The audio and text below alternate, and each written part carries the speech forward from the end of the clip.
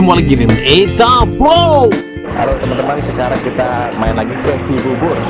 Di sini saya bersama dengan Zulfikar dari Ocean Predator. Ya, kita main-main ke sini ke tempat siapa nih? Ke rumahnya Bang Luki Hakim. Bang Luki Hakim. Nah teman-teman pasti sering lihat. Kita tahu lah siapa Luki Hakim. Kita lihat koleksi-koleksinya. Ayo, yuk. Assalamualaikum. Assalamualaikum.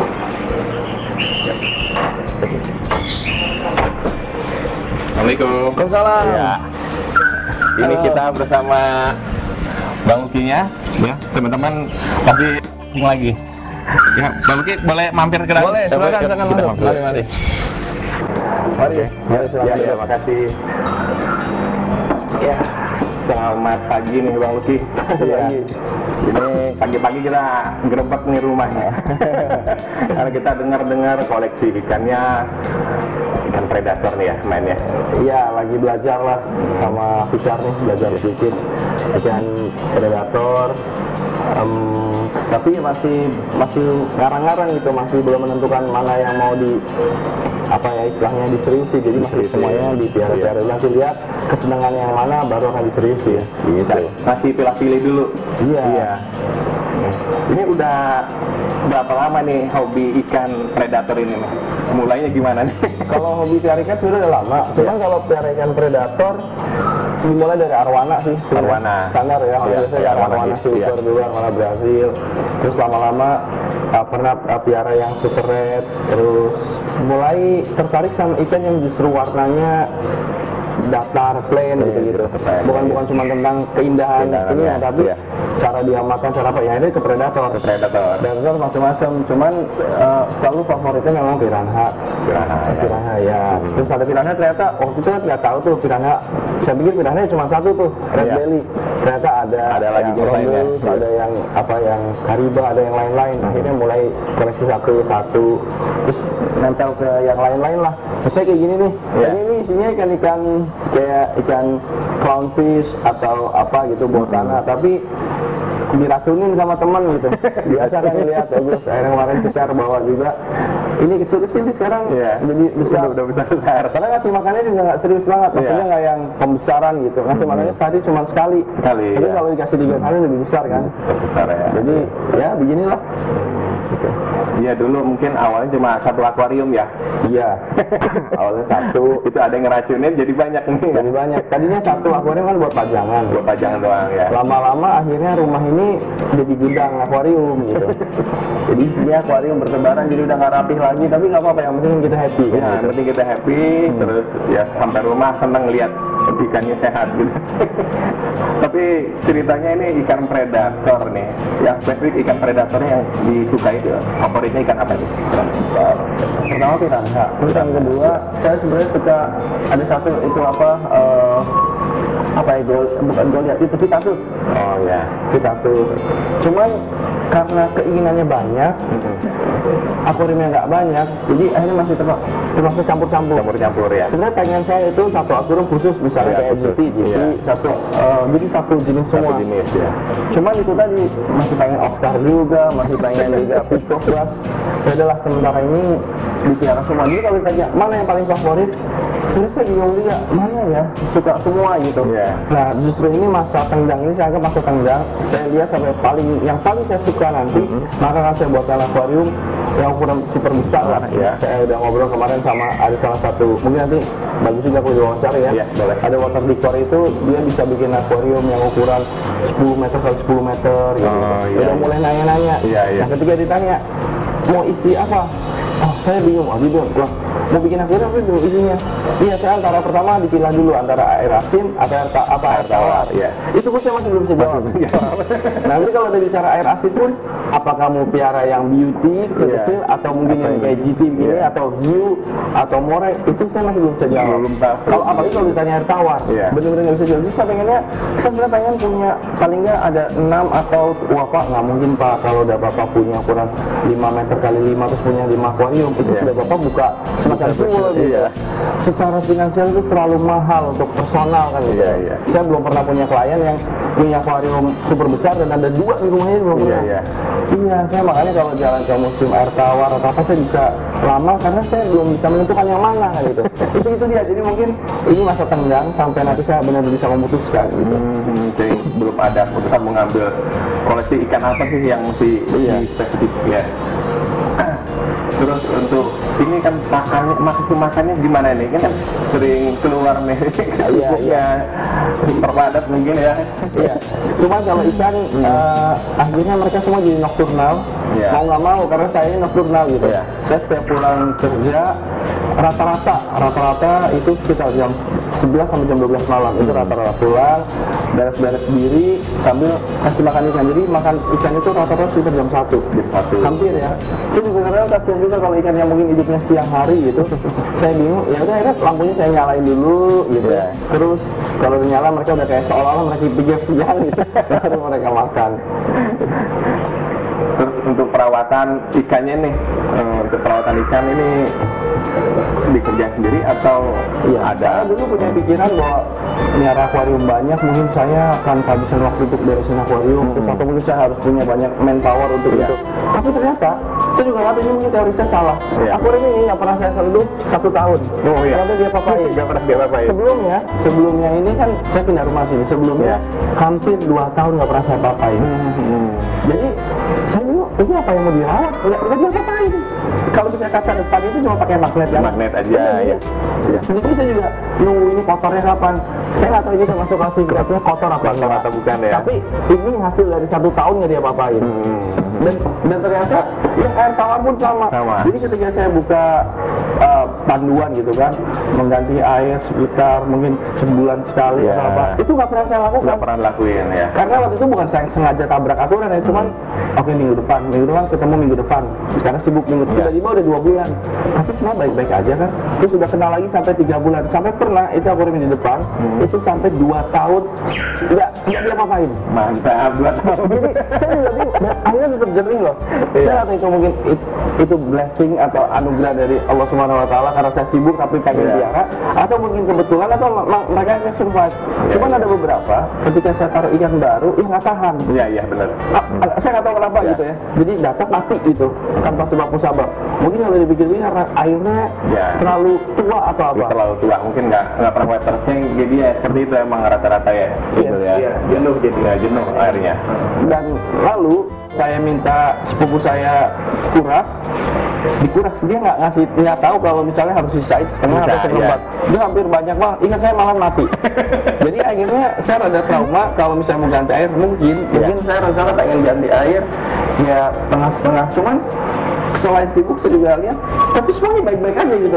Semuanya bahagia gitu. Jadi apa yang harus saya lakukan gitu.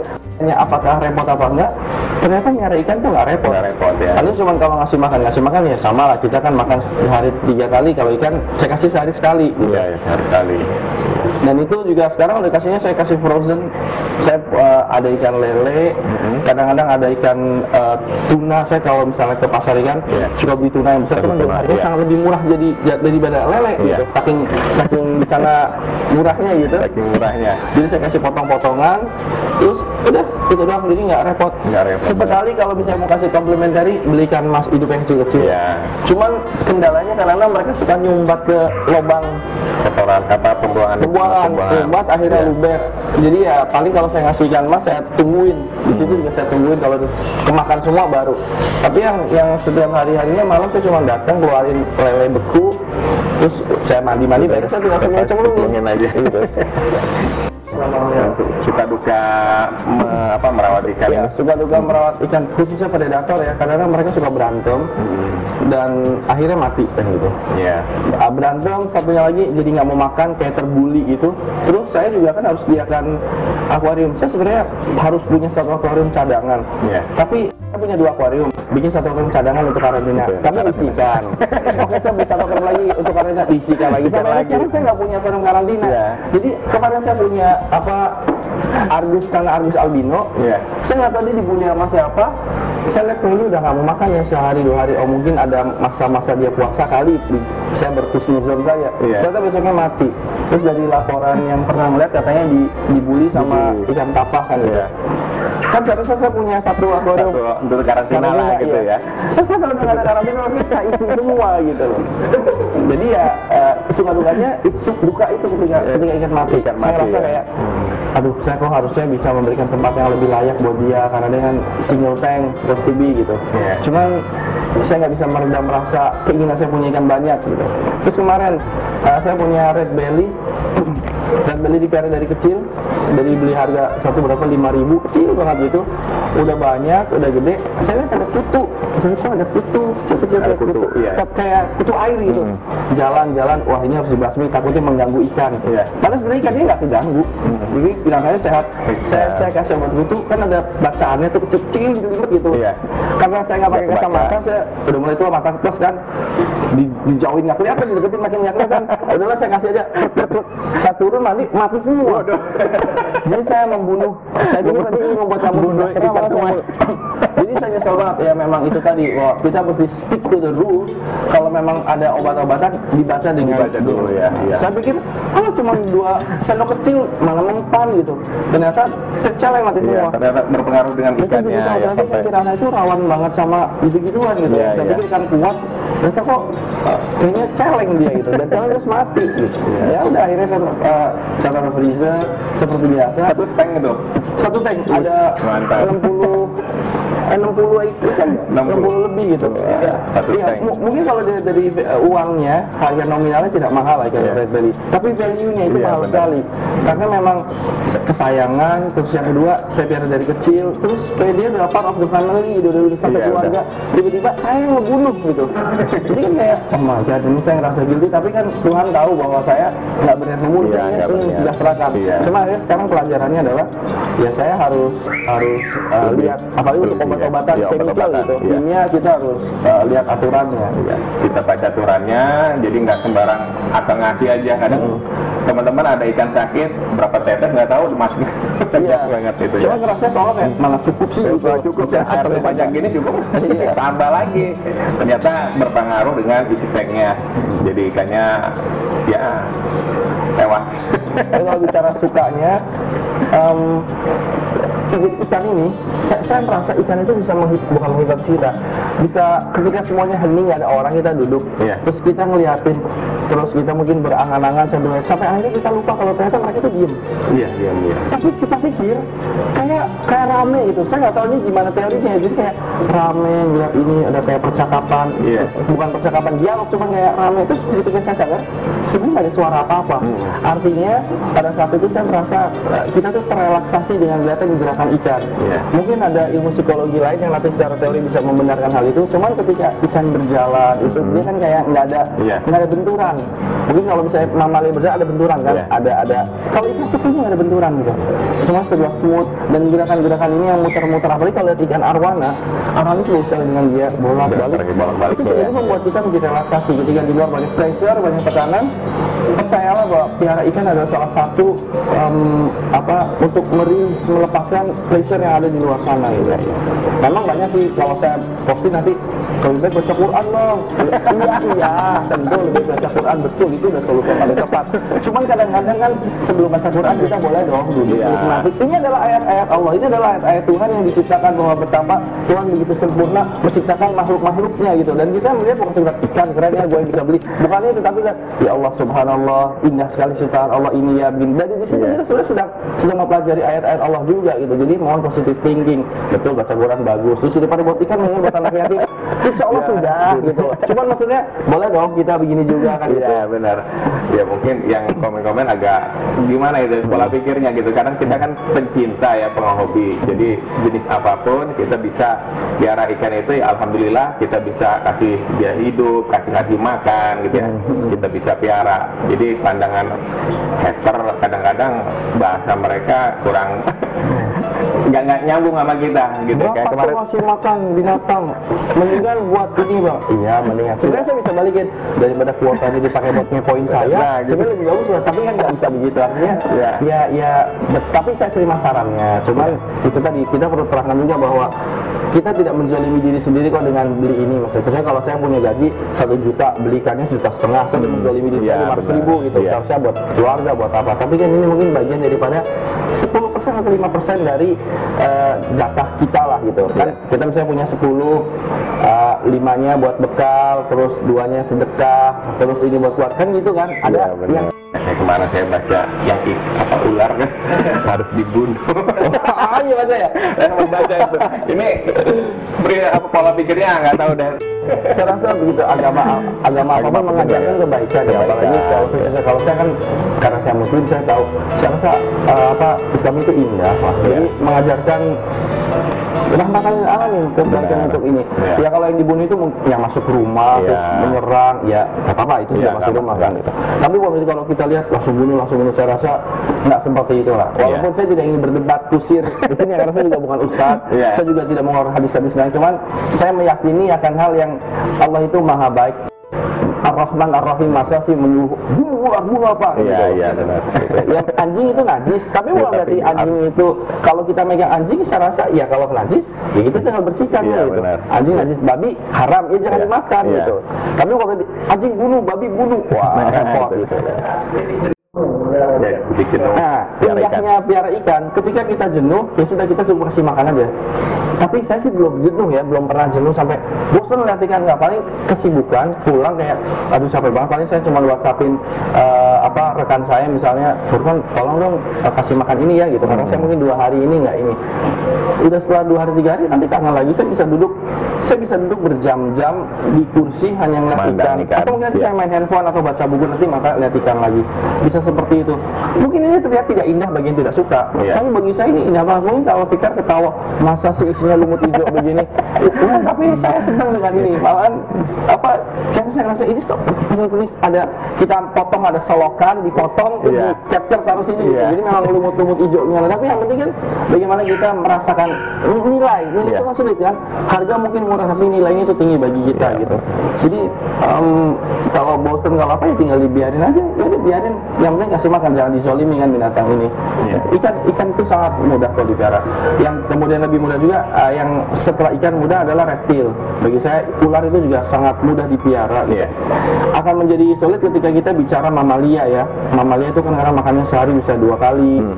Terus dia perlu space, terus perlu perhatian khusus, belum lagi kotorannya gitu. Jadi ketika bosan pelihara anjing atau kucing, itu menjadi masalah tuh. Ya nggak boleh bosan. Bosan silakan, tapi tetap harus, ya Anda harus merumat gitu loh, harus bertanggung jawab. Kalau ikan kita bisa seolah-olah lari dari tanggung jawab dengan cara kasih makan sudah. Apalagi kalau misalnya ikan yang bukan ikan predator, kan ada sekarang cara ngasih makan yang pakai timer gitu. Itu enak banget gitu. Teknologi sudah memungkinkan kita untuk ambil enak-enaknya saja. Ketika senang kita kasih makan, ketika bosan ya udah biarin aja, biarkan sistem yang berjalan.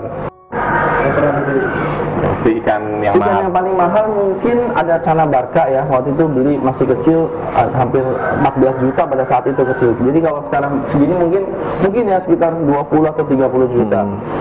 Itu yang termahal kalau ikan. Kalau yang lainnya karena saya belinya dari kecil kayak black diamond piranha itu waktu kecil 2 jutaan, atau kayak puffer itu juga paling segituan. Tapi kalau sekarang mungkin udah lebih mahal ya, kayak cana arbus yang platinum atau yang albino mati kemarin.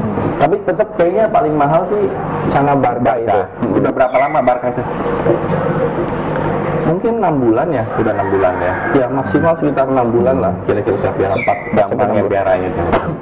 Nah, saya punya kendala di sini. Ini cana barca saya, dia hanya mau makan jangkrik aja. Jadi pas kecil datang tuh lurus badannya, saya kasih jangkrik. Saking senangnya jangkrik sampai saya kasih terus, dia tiba-tiba nggak mau makan ikan sama sekali. Oh, udah nggak mau lagi? Iya, dikasih ikan nggak mau. Saya kasih nggak mau, sampai saya rasa dia kekurangan kalsium. Mungkin ya. Terus tubuhnya mulai bengkok. Nah, saat ini saya mulai khawatir gimana caranya kalau dia terus-terusan bisa rapuh. Ini kan saya teori ngawang-ngawang, cuma saya berasumsi aja kalau jagung mungkin proteinnya banyak tapi kalsiumnya kurang. Kalau ikan kan mungkin ada kalsium dari tulang.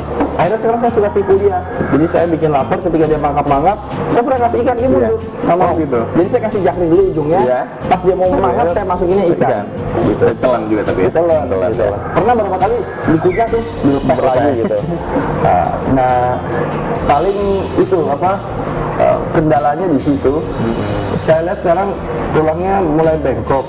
Di satu sisi banyak yang nanya, wah hebat ya, Lucky Yakin bisa cari yang dragon shape atau apalah gitu loh. Itu, well, saya nggak sengaja loh ngelakuin hal itu. Tapi kalau itu satu keindahannya, terima kasih gitu. Tapi ya sebenarnya saya pengennya sih yang penting terbaik buat dia. Kalau dia mau bentuknya apa, yang penting dia nyaman dan baik. Cuman saya rasa dia kurang gizi dari sisi itu. Makanya sekarang saya suka bikin dia lapar dulu 3 hari. Saya kasih potongan ikan lele yang ada tulang punggungnya tuh. Tulang punggungnya berapa ruas dan tebel gitu. Saya beranggapan bahwa itu adalah kalsium gitu. Gitu. Terus kalau biara di sini berapa jenis sih ikannya? Banyak nih kayaknya. Iya, saya tadinya ada lebih banyak dari ini, cuman udah banyak yang saya tuker karena saya tuker sama binatang yang lain. Oh, binatang lain ya. Saya tadinya nih saya piara arapaima. Oh, ini mungkin juga bagus juga buat apa teman-teman. Iya. Piara arapaima sama aligator yang besar itu spatula apa ya? Spatula. Ya. Itu dipikirkan baik-baik karena mereka sangat cepat besar. Iya. Akuarium jarang lah orang yang nggak banyak orang yang punya akuarium 3 meter. Rata-rata di 2 meteran. Rata-rata. Nah, saya 3 meter aja kewalahan. 3 meter kali 80 itu saya beli arapaima segini kecil, cuma berapa ratus ribu, kecil. Terus makannya kan kenceng kan. Wah, seneng tuh. Cuman 3 bulan itu dia hampir 80 cm. Saya nggak tahu kenapa dia bisa tumbuh begitu cepat gitu. Terus kalau 80 cm dia mulai nabrak. Kalau arapaima makan nabrak, saya takutnya pecah kan. Entah dia sakit atau pecah. Akhirnya ketika sudah mulai udah benar-benar besar, saya hibahin gitu aja karena apa ya nggak cukup. Saya rasa bahwa kalau ini terlalu sempit kasihan buat dia juga kan. Ya arapaima sekarang udah kelasnya nggak boleh dijual belikan lagi ya. Arapaima itu udah sekarang nggak boleh. Spatula. Nah, spatula gimana? Spatula juga gitu, dia sangat cepat besar. Cuman mendingnya dia nggak nabrak kalau spatula. Tapi dia badannya kaku, jadi dia nggak lincah kayak arwana, nggak bisa melengkung. Nah, karena dia cepat besar, akuarium lebarnya misalnya 80 cm, dia jadi mati gaya gitu. Terus aja. Kalau mau belok dia pancing dulu, mundur maju sampai akhirnya. Dan ketika dia pustasi baru dia ngambek gitu. Nah, jadi kalau buat sahabat yang entah mendapatkan hibahan arapaima atau nemu arapaima di got terus dibawa ke rumah, masih pikirkan gitu bahwa nanti kalau gede, dan ini cepat banget gede, kita nggak bisa nanti kalau 10 tahun lagi besar. Enggak, dalam waktu 3 bulan, 4 bulan, udah Anda harus punya tank yang lebih besar gitu. Jangan nanti ujung-ujungnya stres, mau kemana, nanti dilepas. Atau kolam ya. Atau taruh kolam. Kolam pun juga mesti dipikirin, kira-kira dia bakal loncat apa enggak. Mesti dipikirkan gitu, kira-kira seperti apalah yang terbaik. Nah, saya waktu itu punya arapaima, akhirnya saya hibahkan, lalu spatula yang platinum punya 5 ekor. Penuh, akhirnya sekarang setelah saya menukar dengan yang lain, tinggal sisa 1. 1 pun saya rasa akuariumnya udah kesempitan. Itu lebar berapa itu? Akuariumnya lebar 80. Ininya 1,5 meter. 1,5 meter panjangnya. Itu udah kurang. Udah 80 aja udah masih kurang. Iya. Jadi saya rasa idealnya kalau kita mau piara itu arapaima dan spatula, kita minimal lebar itu 1,20 lah. Jadi dia tuh bisa nyaman dan panjangnya 3 meter, minimal 3 meter. Dan kan nggak semua teman-teman punya apa ya kesempatan bisa akuarium sebesar itu karena kadang rumahnya lebih sempit atau kaca yang lebih mahal kan itu. Jadi walaupun di toko ikan itu suka ada yang jual kecil-kecil, ini lucu ya makanya gitu. Itu menjadi bom waktu. Lihat binatang piaraan itu memang pengen dibeli kan, kalau ada duitnya nih. Ada duit. Tapi hanya karena kita mampu bayar untuk beli, bukan berarti kita mampu merawat ke depan. Mesti dipikirkan kira-kira akuarium saya cukup nggak dan bisa bertahan berapa lama gitu. Ini menjadi salah satu PR saya juga. Ini kan bisa besar nanti. Ini bisa besar, cuman tingkat besarnya mungkin dia akan lebih menyesuaikan sama tempat dan saya nggak tahu, mungkin Fikar kasih pendapat bahwa ini gimana kira-kira ya, apakah dia bisa tumbuh jadi gede sekali di sini dan sempit atau mungkin dia akan menyesuaikan. Ini kan Ini kan frekuensi pakannya, kemarin sama Bang Luki kan sengaja dijarangin ya? Iya, sehari sekali. 1 hari sekali atau 2 hari sekali ya. Padahal metabolisme dia cepat, untuk sehari 3 kali pun dia Mampu. jenis Giant Trevally ini mampu. Iya. Dan dari waktu pertama kali ikan ini di sini tuh ukuran 5 cm. Harusnya sekarang kalau makannya dia sesuai, nggak jarang, sekarang mungkin udah 20 cm sih harusnya. Iya. Ini kan 15 juga belum kan. Nah, dari pengalaman orang-orang yang miara Giant Trevally, dia emang menyesuaikan tempat sih. Jadi mungkin dia mungkin di sini cuma sampai ukuran 20-25, mungkin dia nggak tumbuh lagi. Habis itu dia tetap itu kan, karena badannya kan nggak memanjang, jadi mungkin masih bisa. Nah, bisa jadi nanti akhirnya the winner yang bisa menduduki tempat akuarium besar saya adalah bisa jadi dia, atau antara piranha. Karena saya lihat kalau piranha kariba ini kan keren ya, cuma saya belum pernah benar-benar lihat kan besarnya segede apa sih kariba. Bisa semaksimal size-nya itu apakah bisa sampai 2 jengkal nggak sih kalau kariba? Saya pernah lihat piranha, saya nggak tahu itu kariba atau red belly, ya hampir 2 jengkal, tapi dia gendut, itu tebel. Kalau red belly pernah lihat sih ukuran segitu, pernah di kolam. Di kolam dari segitu ya. Kariba ya kurang lebih mungkin sama kan? Kariba mungkin sama. Iya. Makanya saya dua nih, kayaknya nanti kalau bisa udah gede begitu, antara ini sama itu, kalau ini berarti air asin, kalau itu berarti air tawar gitu. Karena dia cepat atau lambat ini harus dipindahkan, ya terutama kariba itu. Orang belinya kecil-kecil, akuarium 120 lebar 70 gitu cukup. Sekarang udah nggak cukup, menurut saya itu kurang besar ya gitu loh. Itu udah pas-pasan mereka gitu. Untuk rencana planning kedepannya ini, buat tank ini mau taruh di mana lagi nih? Saya masih ada satu rumah sebelah. Saya masih bisa buat yang 3 meter kali 80. Yang rencana sama water decor tadi? Itu yang bisa. Itu yang Grand Champion lah itu loh. Yang tempat saya duduk bersemayam gitu, sambil melihat, dan saya sering akan masuk ke dalam. Planning saya bahwa saya harus bisa masuk dalam akuarium itu, punya alat diving kecil-kecilan, bisa nyelam gitu.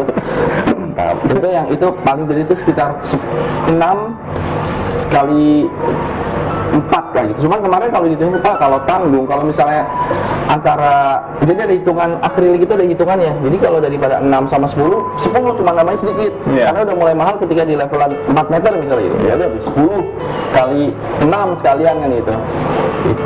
Cuman kata dia sih nggak lazim Pak, kalau misalnya rumahnya, rumahnya ukuran berapa?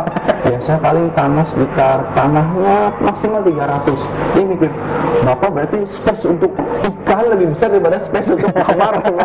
Nggak apa-apa, karena pada kenyataannya saya menghabiskan waktu di ruang tamu lebih baik. Kalau gitu aja, tembus pandang aja antara kamar sama ruang tamu. Jadi Bapak bisa di kamar ya, kan? Tapi itu udah bagus juga gitu. Tapi kan kalau lagi ganti baju di kamar, orang ruang tamu bisa lihat dong. Pakai hordeng. Itu bisa disesuaikan dengan teknis lain gitu. Nah, tapi kalau untuk sebentar ini saya akan nambah beberapa yang 3 meteran, 2 mungkin buat piranha, sama ini kayaknya mereka udah nggak layak dicampur-campur di sini gitu. Antara kayak Goliath sama Arwana, pada saatnya nanti mungkin harus dipisah kan gitu. Nah, lihat ikannya nih, bisa. Lagi nggak?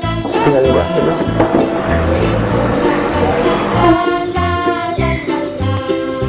Oke, sampai di sini dulu ngobrolnya dengan Bang Luki. Nantikan lanjutannya review ikan-ikan predatornya. Terima kasih buat teman-teman yang sudah menonton video ini, dan jangan lupa like dan komen, subscribe buat teman-teman yang belum subscribe. Oke, salam Esa Bro.